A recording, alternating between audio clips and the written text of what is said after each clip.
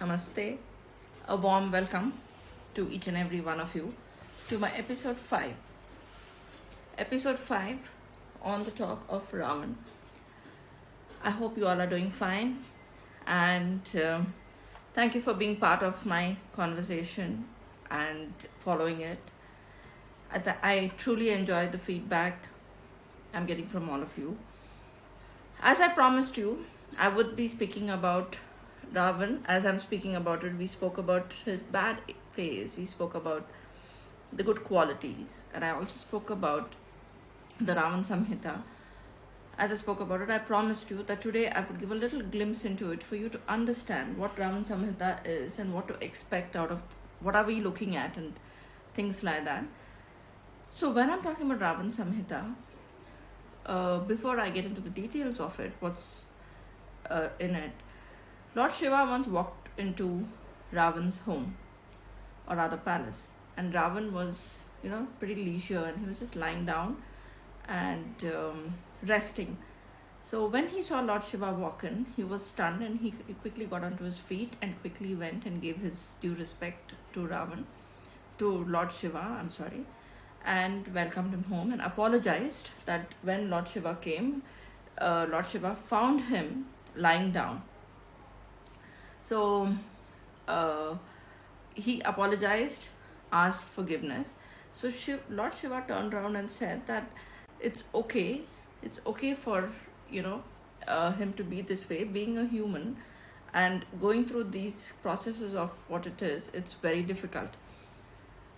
So saying that, then Lord Shiva said that now we all know him as a demon, but Lord Shiva addressed him as a human. That's because of his father, who was a sage, Vishrava. So then Lord Shiva further went on to saying, I reveal a secret to you, and encouraged him and spoke to him. So that's when he spoke, and he said that when he started he gave him certain points from which Ravan has written the Ravan Samhita and things like that. The first thing that Lord Shiva told him is a man should never blow out a burning lamp. But if I literally look at it to the point where it says a man should never blow out a burning lamp, it's so beautiful. Not only do I see it literally, where you don't go out and blow out a burning lamp, which all of us, I'm sure, grown up listening to our grandparents telling us, when a lamp is burning, don't blow it out. But it also indicates that do not ruin someone's life. When someone is happy or someone's doing something, without knowing the facts, do not go there and do not mess that person's life or put that person through a difficulty or a situation. So it's a beautiful thought which was shared by Lord Shiva, where he says, do not burn out a burning lamp. An interesting fact, truly, if you speak about it. The next thing that he said is that when you are fasting, the deity you are fasting for resides in your body. So when you fast, you need to take care of your body with due respect and should I say, devotion, because the deity resides within you, which again is a beautiful thought. Often we do things, and we do many times people are caught in the fear. Many times people are so caught with various things, but here Lord Shiva has so beautifully explained it to Ravan that it's understandable that you need to take care and be respectful of your body, because the deity is going to be residing in the body at the time when you're fasting and praying to this energy. An interesting fact, if you ask me, I'm honestly picking up so many wonderful things that it impresses me to know the kind of secrets that were revealed by Lord Shiva to Ravan.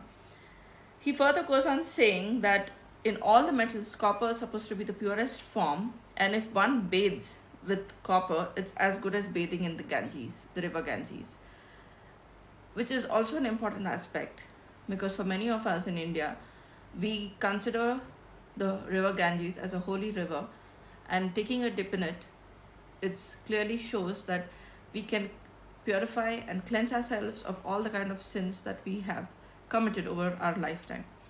So it's an important aspect to be looking at.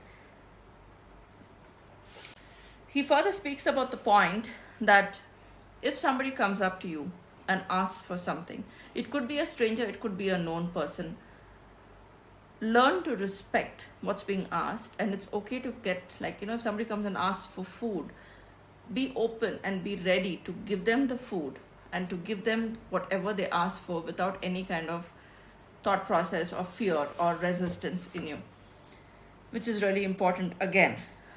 And then he tells Ravan that any work done in the name of Narayana is always shown as no blame will be given to you, because you're doing the work in the name of God. He further speaks about the point where while you're eating, don't unnecessarily talk. But if you need to talk, do not talk ill talks about other people. Learn to respect the food you eat. I strongly believe that this is a very powerful message for each and every one of us, because we are so caught in our conversations, especially if we've had a bad day. We are all out to be talking ill and saying that, this person did this and they did that, and I'm upset, I'm angry. Not only we are putting in food in our system with anger, which harms us and destroys us, we are also creating so much of negative energy with the conversation that we are having at the time of a meal. At the time of a meal, it should be a beautiful, sacred moment, because you're bringing in energy into your body, which is going to nourish you and give you the energy to move forward in life. So it's an important aspect as per me. This is my take on it. I would love to hear what you all have to say though. And then he talks about a man should not have or speak ill about other women, which also is, I feel in today's time, it's needed. Though each one have their own thoughts. It's a debatable topic, and if I have to move into speaking about this, I think we need to have a total different context of conversation completely. So it is interesting. It is interesting to see what Lord Shiva told Ravan. He further speaks about that a man who sits idle from morning to night, doing nothing, but so just sitting in his home, chances are he's going to lose his wealth. It is a known factor. You can't just sit and do nothing and expect money to come to you or wealth to come to you. Your wealth is going to stay with you. You're bound to lose everything that you have gained. You have to have respect. You need to earn. You need to move forward. You need to acknowledge a lot of things. I just love the concepts of how Lord Shiva, in very simple terms, he has expressed his views and shared certain aspects with Ravan, which Ravan has in turn brought it out into the Ravan Samhita. It's important to know how these things are essential for us. These were just like simple principles which he spoke about. But if you actually look at it, it is so important for you and me to be imbibing it in our life. Because we tend to forget the simplicities of life and we complicate everything, from our relationships to every aspect of our behavior. We have complicated and made it so difficult that we don't know what to do with our life. So on hearing these secrets, Ravan was a little disturbed. He didn't understand, and he was a little contemplative as to why is Lord Shiva saying these things to me, and what does this mean, and how to kind of accept it. So Lord Shiva says the one who understands this and reads this, he will get the kind of grace and protection he needs from me, and guidance, which is again very important. And he further goes on saying, if somebody asks for food, do not ignore that person, which is very important.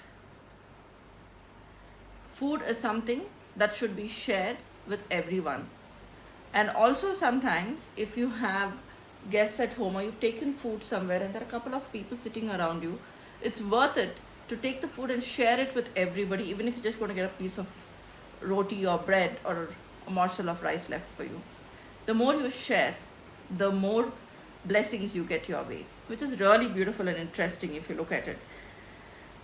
He also further says that when you fulfill the request of others, you have the blessings and virtue coming your way. And he urges, saying that never beg, borrow, or steal. Of course, we have grown up with these principles and things like that, but nevertheless, we often come into places where we need to be reminded that do not go and beg for something, you don't need to borrow something, and at the same time, you don't need to steal. Learn to be happy with what you have, no matter how difficult your life is getting. It's okay, at times you need to go through certain things because there are lessons to be learning. I just love this simplicity with how Lord Shiva has explained these to Ravan. He says that you have to respect each person for who they are, and also he speaks about the point that you need to understand what they are thinking and what they are going through before you come to your own conclusions about what the person's life is about. He also says that a person who criticizes his own family and clan, then how will he be able to face his own son? Sometimes it's very easy to condemn our family, talk ill about somebody, not realizing that our son also comes into the same lineage, or a child, a daughter comes into the same lineage. If you look at the way it's been expressed, I just love the way he talks about it. He talks about the point that do not hurt your tribe, which is also important for us in its own ways. Backstabbing is quite common. Many of us have gone through it. And here the tribe doesn't just mean to say your own family. It could be a tribe which is your workplace, the tribe which is your family, your community, your circle of friends. It could be anything. So we are in a constant process where we are hurting people or doing something wrong. If I have to go on talking about it, it's a lot. But anyway, on that note, so with these kind of simple ideas and simple rules and secret, a lot was shared with Ravan. And Ravan further brought all this into Ravan Samhita. And also he wrote chapters on astrology and other various things pertaining to Ayurveda and things like that. So in a simple way, I've just summarized some of the important points which really touched my heart and was important for me. And I hope it kind of touched your heart and you have something to be sharing with me about this. On that note, I finished my today's conversation. I look forward to seeing you tomorrow, and I shall be speaking about the Shiva Tandava Stotram, the meaning about it. So until then, I thank you for coming and thank you for being part of this live session and kind of listening to the talk. And I thank you for the feedback, everything that I'm receiving. It's keeping me motivated. Thank you. I wish you a wonderful evening. Thank you. Namaste.